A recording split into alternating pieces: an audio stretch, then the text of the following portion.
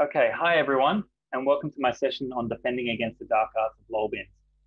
In this session, I'll be covering off how to harden your endpoints against this attack vector and explain why you would want to. Now, this is the session overview, the hows and whys of LOLBINS, and we will get to all of these in a minute. Now, the conference organizers have already done a great job introducing me. We're not going to dwell on this slide for too long. But the one thing I do want to highlight just quickly is that Standard Chartered is a great place to work. And in the Poland market, we've invested quite a lot of resources into hiring great cybersecurity talent. So if you are looking for a new role, please reach out to the talent team via Hopin. I know that they are lurking there, somewhere. So for the uninitiated, LOLBINS stands for living off the land binaries, whilst LOLBAS extends the definition by adding scripts. This session will be focused on Microsoft, Windows to be exact, and although there are similar living off the land concepts within the Linux and Mac OS estate. Now, Microsoft, in their infinite wisdom, has decided to give the world many, many ways to exploit their operating system. But in recent times, they have made strides in providing additional security control mechanisms to help rein in this attack path. Now, the traditional definition of LOLBINS is where a Windows OS related binary has undocumented features that can be exploited by attackers. But I personally like to include other Windows binaries, which I consider high risk. And by high risk, it's in the sense that they can be used as part of an attack path and not necessarily tied to any undocumented features. So an example of such a high risk binary would be PowerShell or PSExec. Now, the LOLBAS project has done a great job documenting the various Microsoft binaries that fall under their definition. And they have even, in fact, mapped these binaries back to the MITRE ATT&CK framework. So if you haven't checked out their project site, I strongly recommend it. So previously, malware held the coveted position of being the go-to for attackers. But malware is very noisy. It's often flagged by antivirus or other security control mechanisms such as IDS, IPS, or even application whitelisting. The use of LOLBINs has been seen across many recent campaigns. They are popular because they are already present in many machines, and they're rarely appropriately hardened from any misuse. They can be used to bypass certain security controls such as Applocker, and that is particularly true when there's no additional hardening or configuration has been applied. So in fact, recent research from Kaspersky indicates legitimate tool abuse has been seen in 30% of recent breaches that they have investigated. So PowerShell and PSExec making up the bulk of these abuse tools.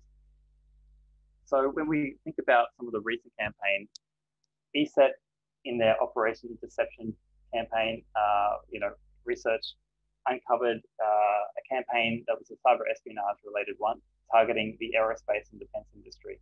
And the LOLBINs used in this campaign were WMIC for code execution as well as lateral movement, CertUtil for encoding and decoding, PowerShell, and RunDLL for malware execution. Another recent example of a campaign where LOLBINs have been used is a credit card scraping campaign. This one leveraged PSExec for remote execution, as well as PowerShell for reflective injection. Now, Microsoft have themselves researched quite a bit into the Astaroth info stealing campaign.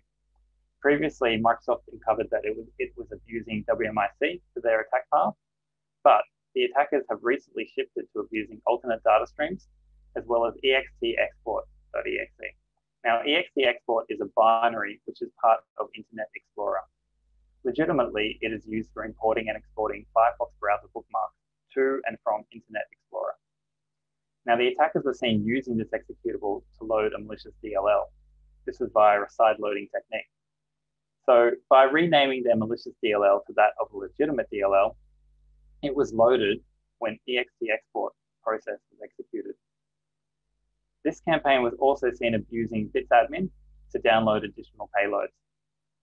And another recent example would be the ReEvil ransomware group, who are very fond of abusing Windows commands such as taskkill and netstop before deploying their ransomware payloads in order to cause the most damage to their victims.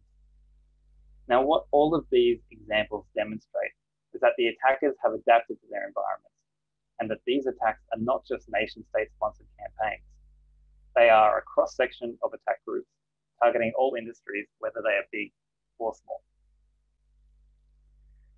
So another reason for the popularity of LOLBINs is because they are literally everywhere. The current LOLBAS project is tracking over 100 LOLBINs, and that's not even counting the other high-risk binaries. So how are the attackers getting in? Well, when we think about the main external threat attack vectors and ingress paths, we are looking at via the internet. This is via drive-by downloads, as well as attacks on public-facing infrastructure. So that could be, for example, brute force or password spraying attacks against RDP, as well as attacks against unknown and unpatched vulnerabilities on the public-facing infrastructure. Attackers are also getting in via email, and typically we'll see this in malicious attachments to emails. I mean, who doesn't love an Office document with macros, right? Everyone loves macros. And we're also seeing email campaigns, leveraging phishing links to the credential harvesting for later attacks on other infrastructure. Attackers are also, external facing attack paths are also leveraging peripheral devices such as USB mass storage devices, USB hid devices, optical media, and other storage drives. So in order to protect against LOLBIN attacks, it is important to implement a layered security control posture. And this is because in many instances, what you're trying to protect is against the unknown, and that is undocumented features of Windows binaries that are present in nearly every single OS release. So although there are many security controls out there, as I just showed on my previous slide, we're going to be focusing on the following 3 security controls. This is because these controls are focused on hardening the endpoints, which is where the LOLBIN attacks occur. Now, anyone who's known me for more than a minute, well, if anyone who's known me more than a minute can attest, is that I love application whitelisting. In fact, I have application whitelisting deployed in my home environment too via Applocker.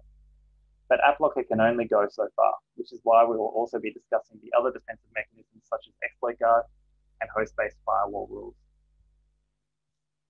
So Applocker is a very nuanced control, and I've seen it deployed well, as well as I've seen it deployed really badly. Applocker is built into the enterprise and server versions of Windows and was originally designed to replace software restriction policies. At the high level, Applocker allows you to design policies for the execution of MSIs, scripts, executables, DLLs, as well as Microsoft Windows apps. The policies can be granular based on security groups and digitally signed files, as well as more generic hash and path-based rules. Now, a standard Applocker policy might say, let's allow all Microsoft files to execute. Now, the issue with this is twofold. Firstly, we're trying to defend against Microsoft's own binaries. And secondly, you'd be surprised how many legitimate Microsoft binary files are not even digitally signed. But the larger issue is this: even when you want to build publisher policy rules, you hit a snag. The product name is the same across many binaries, as you can see in this screenshot. So what this means is that you cannot simply build an Applocker policy that says, allow all Microsoft signed binaries. No, in order to protect against the LOLBIN attacks, you need to actually build these specific policies per binary. And really, this is the preferred method to protect against abuse of high-risk binaries. If you have a standard user in an organization whose main tools are the Office suite and the web browser, they shouldn't have the privilege or need to run PowerShell, for example. And for the risk adverse, there's also the option to deploy Applocker rules in audit-only mode, meaning the blocking component is not enabled, but the logging is. The telemetry can almost be as useful, at least from a detective security control perspective, as you can build real-time alerting of the relevant Applocker Windows event logs. So why isn't Applocker enough to combat LOLBIN attacks? It's probably best if I give you a bit of an example. So even with Applocker policy deployed to only allow Microsoft signed DLLs to load, you could still use PowerShell to reflectively load an unsigned malicious DLL, such as Sharpsploit. So not only will PowerShell load the unsigned DLL, Applocker won't even log the fact that the DLL has been loaded in the first place. This is due to the way the DLL has been called. So on the screenshot here, you can see the Applocker event that you would see if you had enabled the audit-only policy and then loaded an unauthorized DLL such as Sharpsploit. If I was to load this same DLL reflectively through PowerShell via the system.reflection.assembly call, there would be no Applocker event generated. Obviously, you could have PowerShell logs that would provide visibility into the malicious DLL being reflectively loaded. But if your aim is to harden your systems against the capability in the first place, you need to go a few steps further.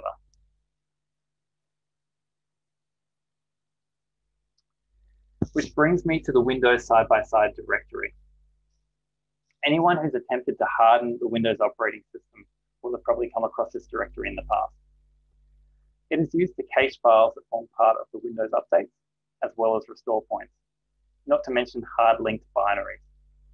So if you haven't come across it before, you might be surprised to learn that the Windows side-by-side directory contains copies of the binaries we're trying to protect from misuse and abuse.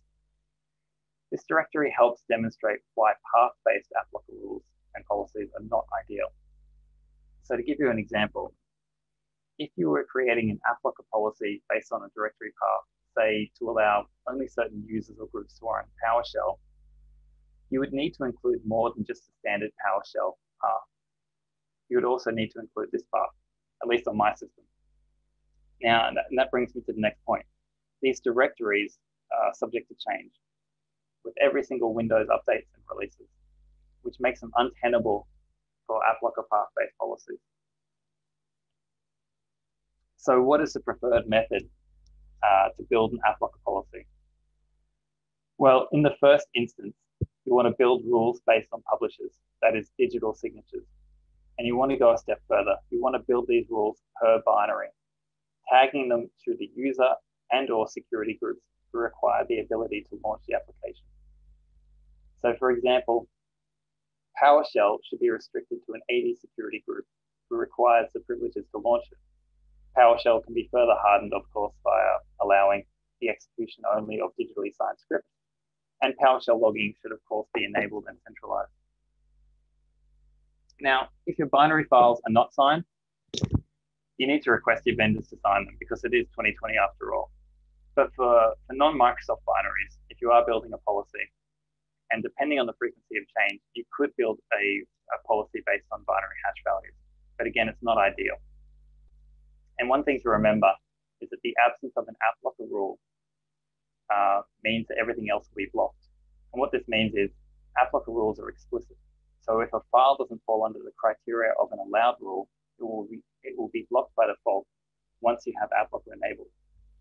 So you need to test via audit-only mode, and it's highly recommended that you do so that you don't break anything.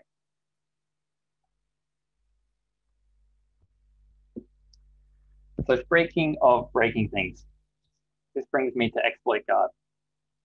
Exploit Guard was introduced to replace the Enhanced Mitigation Experience Toolkit, or EMIT. It allows more granular security controls to be applied to binary files. In Windows 10, Exploit Guard is configured by the Security Center for Windows Defender, but can also be centrally managed by DPO policies. There are quite a lot of options under Exploit Guard. I'm not going to go through all of them here.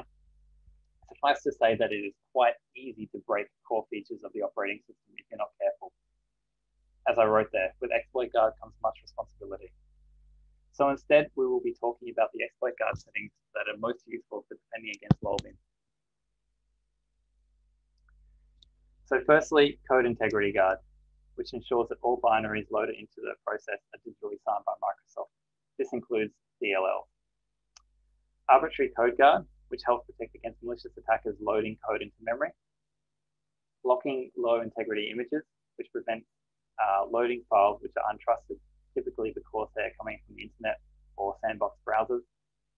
Blocking of child processes, and disabling Windows 32 system calls.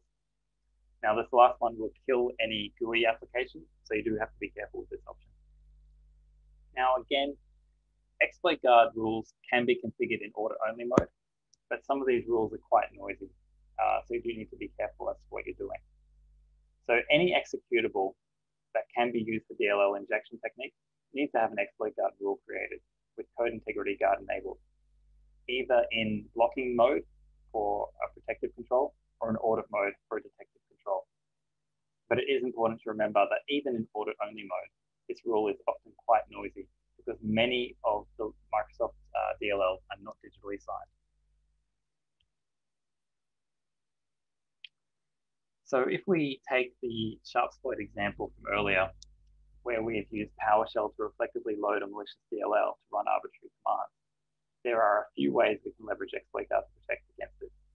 Firstly, we could block PowerShell from creating any child processes, or a better option is to enable Code Integrity Guard, which will stop reflectively loading any unsigned DLLs.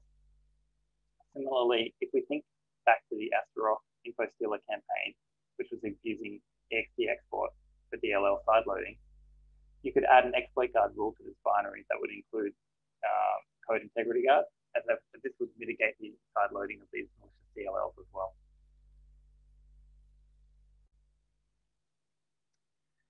But you do need to be careful with exploit guard, and you do need to understand the potential downstream and upstream impact, because Microsoft is one of the worst offenders when it comes to unsigned DLL.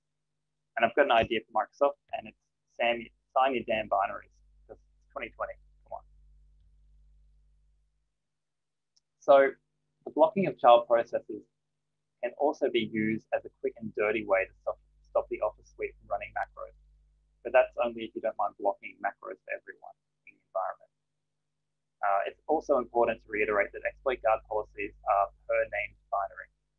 So if you're building a policy, for example, for PowerShell.exe, and someone renames it to ps.exe, then the policy will no longer be effective. There is no publisher-based rules like that of Applocker. And again, this highlights the necessity of a layered approach to security.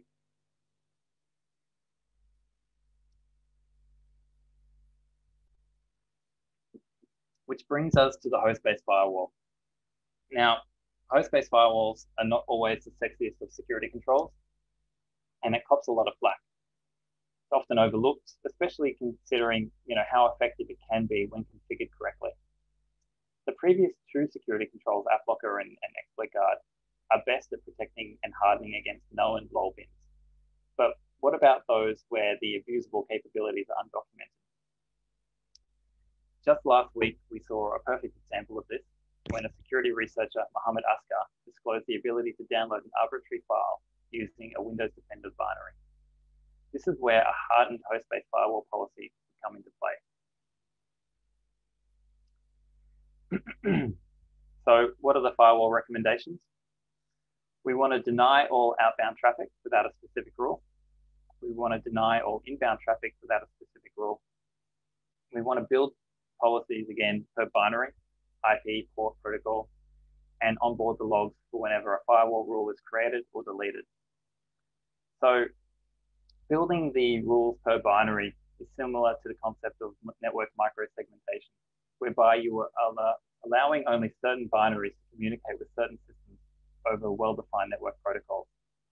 So in the above example of Windows Defender, if you had in place a specific firewall policy to say that, for example, the relevant Windows Defender binary, which was mp command run.exe, could only communicate to Microsoft's own IPs, then this discovery last week would not have put your organization at risk, at least not without a new firewall policy deployed or removing the old one that was in place. Now, even legitimate Microsoft applications such as Office don't actually require internet access to function, at least not in a corporate environment. So you might allow Office Suite to access OneDrive or SharePoint online, but the Office Suite gets updated via Windows Update and or SCCM or similar tools in the corporate environment. It doesn't get updated over the internet directly. So why not ensure that it cannot access the network by deploying a hardened firewall policy?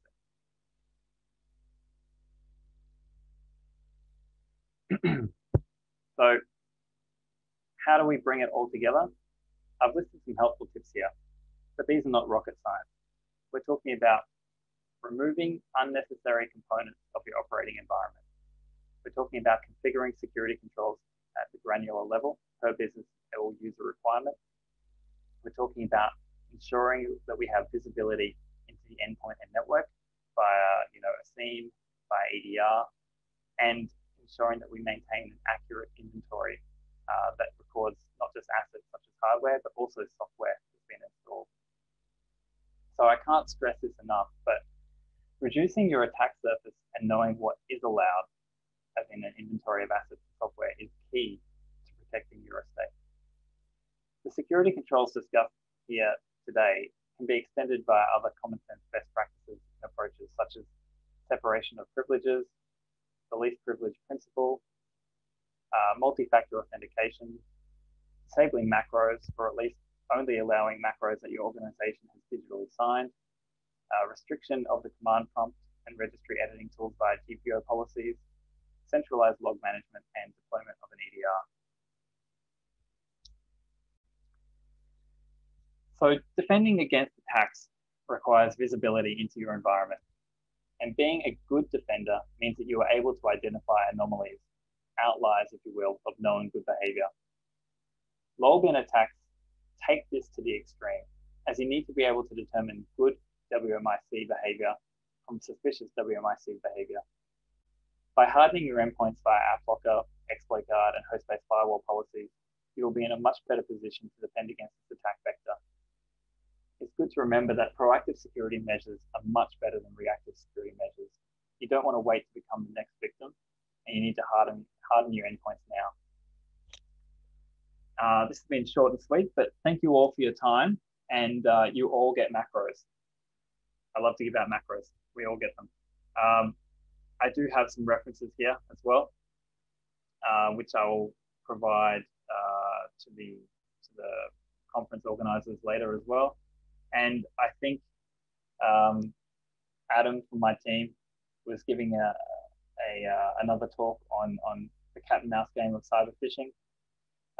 And I think he probably would have had a few cat memes in his talk, and I didn't have any cat memes, so I added these at the end here, just to keep it interesting. But thank you all for your time, and if we've got any questions, please hit me up.